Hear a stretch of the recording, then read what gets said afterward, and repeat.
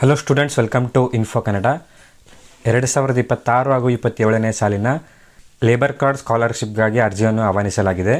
ಎಲ್ಲ ವಿದ್ಯಾರ್ಥಿಗಳು ಈ ಒಂದು ಲೇಬರ್ ಕಾರ್ಡ್ ಸ್ಕಾಲರ್ಶಿಪ್ಪನ್ನು ಅಪ್ಲೈ ಮಾಡುವುದಕ್ಕೆ ಏನೆಲ್ಲ ಎಲಿಜಿಬಿಲಿಟಿ ಬೇಕಾಗತ್ತೆ ಅಂತ ಎಲ್ಲ ವಿದ್ಯಾರ್ಥಿಗಳು ಕಾಮೆಂಟನ್ನು ಮಾಡ್ತಾಯಿದ್ರು.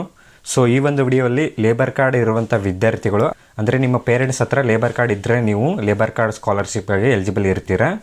ಮೊದಲೇ ಹೇಳ್ತಾ ಇದ್ದೀನಿ, ಈ ಒಂದು ಲೇಬರ್ ಕಾರ್ಡ್ ಸ್ಕಾಲರ್ಶಿಪ್ ಬಂದು ಆರ್ಗನೈಸ್ಡ್ ಲೇಬರ್ ವರ್ಕರ್ಸ್ ಮಕ್ಕಳಿಗೆ ಆಗಿರುತ್ತೆ, ಅನ್ಆರ್ಗನೈಸ್ಡ್ ಲೇಬರ್ ವರ್ಕರ್ಸ್ಗೆ ಅಲ್ಲ. ಆರ್ಗನೈಸ್ಡ್ ಮತ್ತು ಅನ್ಆರ್ಗನೈಸ್ಡ್ ಅಂದರೆ ಏನಂತ ನಾನು ಮುಂದೆ ಎಕ್ಸ್ಪ್ಲೇನ್ ಮಾಡ್ತೀನಿ, ಕೇಳಿ. ಸೊ ಈ ಒಂದು ಲೇಬರ್ ಕಾರ್ಡ್ ಸ್ಕಾಲರ್ಶಿಪ್ಗಾಗಿ ಅಪ್ಲೈ ಮಾಡೋದಕ್ಕೆ ಏನೆಲ್ಲ ಎಲಿಜಿಬಿಲಿಟಿ ಇರಬೇಕಂತ ಈ ಒಂದು ವಿಡಿಯೋಲಿ ಡಿಸ್ಕಸ್ ಮಾಡೋಣ. ಓಕೆ, ವಿಡಿಯೋನ ಶುರು ಮಾಡೋದಕ್ಕಿಂತ ಮುಂಚೆ ನೀವೇನಾದರೂ ನಮ್ಮ ಚಾನಲ್ಗೆ ಹೊಸದಾಗಿ ವಿಸಿಟ್ ಮಾಡ್ತಾ ಇದ್ದರೆ ಈ ಕೂಡಲೇ ಚಾನಲ್ಗೆ ಸಬ್ಸ್ಕ್ರೈಬ್ ಆಗಿ ಹಾಗೂ ಟೆಲಿಗ್ರಾಮ್ ಚಾನಲ್ಗೆ ಜಾಯ್ನ್ ಆಗಿ. ಡಿಸ್ಕ್ರಿಪ್ಷನಲ್ಲಿ ಲಿಂಕ್ ಇರುತ್ತೆ. ಯಾವುದೇ ಒಂದು ಅಪ್ಡೇಟ್ ಇರಲಿ ನಿಮಗೆ ಬೇಗ ರೀಚ್ ಆಗುತ್ತೆ. ಟೆಲಿಗ್ರಾಮ್ ಚಾನಲ್ಗೆ ಜಾಯ್ನ್ ಆಗಿ. ಓಕೆ, ನೀವೀಗ ಸ್ಕ್ರೀನ್ ಮೇಲೆ ನೋಡ್ಬೋದು, ಇಲ್ಲಿ ನಿಮಗೆ ಅರ್ಜಿನ ಸಲ್ಲಿಸ್ತಾ ಇರುವಂಥ ವಿದ್ಯಾರ್ಥಿಗಳಿಗೆ ಏನೆಲ್ಲ ಅರ್ಹತೆಗಳು ಬೇಕಾಗತ್ತೆ ಅಂತ ಮೆನ್ಷನ್ ಮಾಡಲಾಗಿದೆ.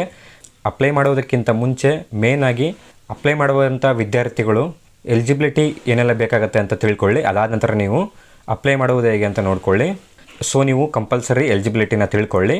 ಓಕೆ, ಮೊದಲನೇದಾಗಿ ಅಪ್ಲೈ ಮಾಡುವುದಕ್ಕೆ ನಿಮಗೆ ನೀವಿಲ್ಲಿ ನೋಡ್ಬೋದು, ಕರ್ನಾಟಕ ಸರ್ಕಾರದ ಕಾರ್ಮಿಕ ಇಲಾಖೆಯ ಅಡಿಯಲ್ಲಿ ಕರ್ನಾಟಕ ಕಾರ್ಮಿಕ ಕಲ್ಯಾಣ ಮಂಡಳಿಯು 2026 ಹಾಗೂ 27ನೇ ಸಾಲಿನ ಶೈಕ್ಷಣಿಕ ಪ್ರೋತ್ಸಾಹಧನ ಸಹಾಯಕ್ಕಾಗಿ ಅರ್ಹ ವಿದ್ಯಾರ್ಥಿಗಳಿಂದ ಆನ್ಲೈನ್ ಮೂಲಕ ಅರ್ಜಿಗಳನ್ನು ಆಹ್ವಾನಿಸಲಾಗಿದೆ. ಓಕೆ, ಅದಾದ ನಂತರ ಕರ್ನಾಟಕ ಕಾರ್ಮಿಕ ಕಲ್ಯಾಣ ಮಂಡಳಿಗೆ ವಂತಿಕೆ ಪಾವತಿಸುವ ಸಂಘಟಿತ ಕಾರ್ಮಿಕ ಮಕ್ಕಳಿಗೆ ಮಾತ್ರ ಈ ಸೌಲಭ್ಯ ಸಿಗಲಿದೆ. ನಾನು ಆಗಲೇ ಹೇಳಿರುವ ಹಾಗೆ ಈ ಒಂದು ಲೇಬರ್ ಕಾರ್ಡ್ ಸ್ಕಾಲರ್ಶಿಪ್ ಬಂದು ಕೇವಲ ಆರ್ಗನೈಸ್ಡ್ ಲೇಬರ್ ವರ್ಕರ್ಸ್ ಮಕ್ಕಳಿಗೆ ಮಾತ್ರ ಆಗಿರುತ್ತೆ.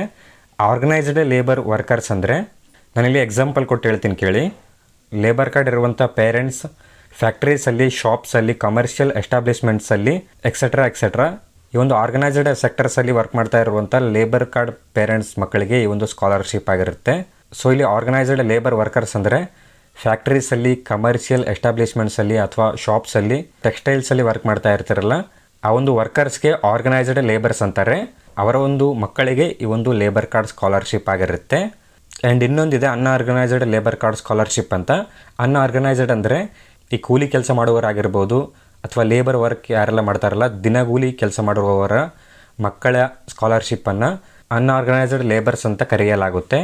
So organised and unorganised labours ಅಂದರೆ ಯಾರು ಅಂತ ಗೊತ್ತಾಗಿದೆ ಅಂದ್ಕೊಂಡಿದ್ದೀನಿ. ಸೊ ಈ ಒಂದು ಪರ್ಟಿಕ್ಯುಲರ್ ಸ್ಕಾಲರ್ಶಿಪ್ ಬಂದು ಆರ್ಗನೈಸ್ಡ್ ಲೇಬರ್ಸ್ ಮಕ್ಕಳ ಸ್ಕಾಲರ್ಶಿಪ್ ಆಗಿರುತ್ತೆ. ಮತ್ತು ಅನ್ಆರ್ಗನೈಸ್ಡಲ್ಲಿ ಬರುವಂಥ ಲೇಬರ್ ಕಾರ್ಡ್ ಸ್ಕಾಲರ್ಶಿಪ್ಪನ್ನು ಮುಂದೆ ಬಿಡಲಾಗುತ್ತೆ. ಬಿಟ್ಟಾಗ ನಾನು ನಿಮಗೆ ಅಪ್ಲೈ ಮಾಡುವುದು ಹೇಗೆ ಅಂತ ವಿಡಿಯೋನ ಮಾಡ್ತೀನಿ. ಸೊ ಯಾರೆಲ್ಲ ಆರ್ಗನೈಸ್ಡ್ ಲೇಬರ್ಸ್ ಸೆಕ್ಟರಲ್ಲಿ ಬರ್ತಾರೆ ಆ ಒಂದು ಪೇರೆಂಟ್ಸ್ ಮಕ್ಕಳು ಈ ಒಂದು ಸ್ಕಾಲರ್ಶಿಪ್ಗೆ ಎಲಿಜಿಬಲ್ ಆಗಿರ್ತಾರೆ.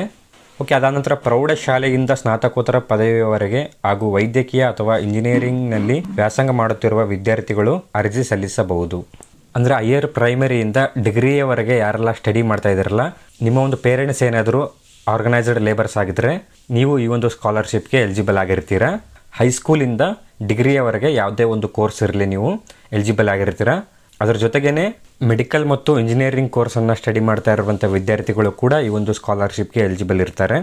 ಅದಾದ ನಂತರ ಒಂದು ಕುಟುಂಬದಲ್ಲಿ ಗರಿಷ್ಠ 2 ವಿದ್ಯಾರ್ಥಿಗಳಿಗೆ ಮಾತ್ರ ಈ ಒಂದು ಸ್ಕಾಲರ್ಶಿಪ್ ಬಂದು ಸಿಗುತ್ತೆ. ಅಂದರೆ ಒಂದು ಫ್ಯಾಮಿಲಿಯಲ್ಲಿ 2 ಮಾತ್ರ ಸ್ಕಾಲರ್ಶಿಪ್ ಬಂದು ಸಿಗುತ್ತೆ. ಅದಾದ ನಂತರ ಕಾರ್ಮಿಕರ ಮಾಸಿಕ ವೇತನವು ₹35,000ಗಳಿಗಿಂತ ಹೆಚ್ಚಿರಬಾರದು. ನಿಮ್ಮ ಪೇರೆಂಟ್ಸ್ ಮಂತ್ಲಿ ಇನ್ಕಮ್ ಬಂದು 35,000ಗಿಂತ ಕಡಿಮೆ ಇರಬೇಕಾಗತ್ತೆ. 35,000ಗಿಂತ ಹೆಚ್ಚಿದ್ರೆ ನೀವು ಎಲಿಜಿಬಲ್ ಇರಲ್ಲ. ಅದಾದ ನಂತರ ವಿದ್ಯಾರ್ಥಿಗಳು ಇಂದಿನ ವರ್ಷದ ಪರೀಕ್ಷೆಯಲ್ಲಿ ಸಾಮಾನ್ಯ ವರ್ಗದವರಾಗಿದ್ದರೆ ಕನಿಷ್ಠ 50% ಮತ್ತು ಪರಿಶಿಷ್ಟ ಜಾತಿ, ಪರಿಶಿಷ್ಟ ಪಂಗಡಗಳ ವರ್ಗಗಳ ವಿದ್ಯಾರ್ಥಿಗಳಾಗಿದ್ದರೆ ಕನಿಷ್ಠ 45% ಅಂಕಗಳನ್ನು ಪಡೆದು ಉತ್ತೀರ್ಣರಾಗಿರಬೇಕಾಗತ್ತೆ. ಯಾರೆಲ್ಲ ಸಾಮಾನ್ಯ ವರ್ಗದ ವಿದ್ಯಾರ್ಥಿಗಳಿದಿರಲ್ಲ, ನೀವು ಇಂದಿನ ವರ್ಷದ ಪರೀಕ್ಷೆಯಲ್ಲಿ 50% ಮಾರ್ಕ್ಸನ್ನು ಪಡೆದಿರಬೇಕಾಗತ್ತೆ. ಮತ್ತು ಪರಿಶಿಷ್ಟ ಜಾತಿ ಅಥವಾ ಪರಿಶಿಷ್ಟ ಪಂಗಡಗಳ ವಿದ್ಯಾರ್ಥಿಗಳು 45% ಅಂಕಗಳನ್ನು ತಗೊಂಡು ಪಾಸ್ ಆಗಿದರೆ ನೀವು ಎಲಿಜಿಬಲ್ ಇರ್ತೀರಾ. ಅದಾದ ನಂತರ ಅರ್ಜಿ ಸಲ್ಲಿಸುವುದಕ್ಕೆ ಕೊನೆಯ ದಿನಾಂಕ ಬಂದು ಅರ್ಜಿ ಸಲ್ಲಿಸುವುದಕ್ಕೆ 2026 ಡಿಸೆಂಬರ್ 31ರವರೆಗೆ ಟೈಮ್ ಇರುತ್ತೆ. ಡಿಸೆಂಬರ್ 31, 2026 ಒಳಗಡೆ ನೀವು ಅರ್ಜಿಯನ್ನು ಸಲ್ಲಿಸಬೇಕಾಗತ್ತೆ. ಓಕೆ, ಅದಾದ ನಂತರ ಅಪ್ಲೈ ಮಾಡೋದಕ್ಕೆ ಇಲ್ಲಿ ವೆಬ್ಸೈಟನ್ನು ಮೆನ್ಷನ್ ಮಾಡಿ. ಸೊ ಈ ಒಂದು ಎಲಿಜಿಬಿಲಿಟಿಯನ್ನು ಹೊಂದಿರುವಂಥ ವಿದ್ಯಾರ್ಥಿಗಳು ಅರ್ಜಿಯನ್ನು ಸಲ್ಲಿಸಬಹುದು. ಆ್ಯಂಡ್ ಇಲ್ಲಿ ಅಪ್ಲೈ ಮಾಡೋದಕ್ಕೆ ವೆಬ್ಸೈಟನ್ನು ಮೆನ್ಷನ್ ಮಾಡಿಲ್ಲ. ವೆಬ್ಸೈಟ್ ಏನಾದರೂ ಅನೌನ್ಸ್ ಆದರೆ, ಯಾವೊಂದು ವೆಬ್ಸೈಟಲ್ಲಿ ಅಪ್ಲೈ ಮಾಡುವುದು ಅಂತ ಅನೌನ್ಸ್ ಆದರೆ ನಾನು ನಿಮಗೆ ಅಪ್ಲೈ ಮಾಡುವುದು ಹೇಗೆ ಅಂತ ಸಪ್ರೇಟಾಗಿ ಒಂದು ವಿಡಿಯೋನ ಮಾಡ್ತೀನಿ. ಸೊ ಸದ್ಯಕ್ಕೆ ಈ ಒಂದು ಎಲಿಜಿಬಿಲಿಟಿ ಡೀಟೇಲ್ಸನ್ನು ತಿಳ್ಕೊಳ್ಳಿ. ಅಪ್ಲಿಕೇಶನ್ ಲಿಂಕ್ ಏನಾದರೂ ಓಪನ್ ಆದರೆ ನಿಮಗೆ ಅಪ್ಲೈ ಮಾಡುವುದು ಹೇಗೆ ಅಂತ ಕಂಪ್ಲೀಟ್ ಅಪ್ಲಿಕೇಶನ್ ಪ್ರೋಸೆಸ್ಸನ್ನು ನಾವು ಮುಂದಿನ ವಿಡಿಯೋಲಿ ನೋಡೋಣ. ಸೊ ಯಾರೆಲ್ಲ ಚಾನಲ್ಗೆ ಸಬ್ಸ್ಕ್ರೈಬ್ ಆಗಿಲ್ಲ ಸಬ್ಸ್ಕ್ರೈಬ್ ಮಾಡ್ಕೊಳ್ಳಿ. ಅಪ್ಲೈ ಮಾಡುವುದು ಹೇಗೆ ಅಂತ ವಿಡಿಯೋನ ಬಿಟ್ಟಾಗ ನಿಮಗೆ ನೋಟಿಫಿಕೇಷನ್ ಬರುತ್ತೆ. ಓಕೆ, ಈ ಒಂದು ವಿಡಿಯೋನ ನಾನು ಇಲ್ಲಿಗೆ ಕಂಪ್ಲೀಟ್ ಮಾಡ್ತಾ ಇದ್ದೀನಿ. ಅಪ್ಲೈ ಮಾಡುವ ವಿಡಿಯೋ ಏನಾದರೂ ಬೇಕಾದರೆ ಕೆಳಗಡೆ ಕಾಮೆಂಟ್ ಹಾಕಿ. ಓಕೆ, ಈ ಒಂದು ವಿಡಿಯೋನ ನಾನು ಇಲ್ಲಿಗೆ ಕಂಪ್ಲೀಟ್ ಮಾಡ್ತಾ ಇದ್ದೀನಿ. ವಿಡಿಯೋ ಏನಾದರೂ ಇಷ್ಟ ಆದಲ್ಲಿ ವಿಡಿಯೋಗೊಂದು ಲೈಕ್ ಮಾಡಿ. ಚಾನಲ್ಗೆ ಏನಾದರೂ ಇನ್ನೂ ಸಬ್ಸ್ಕ್ರೈಬ್ ಆಗಿಲ್ಲ ಅಂದರೆ ಸಬ್ಸ್ಕ್ರೈಬ್ ಆಗಿ ಅಂತ ಹೇಳ್ತಾ ಮತ್ತೆ ಸಿಗೋಣ ಮುಂದಿನ ವಿಡಿಯೋಲಿ.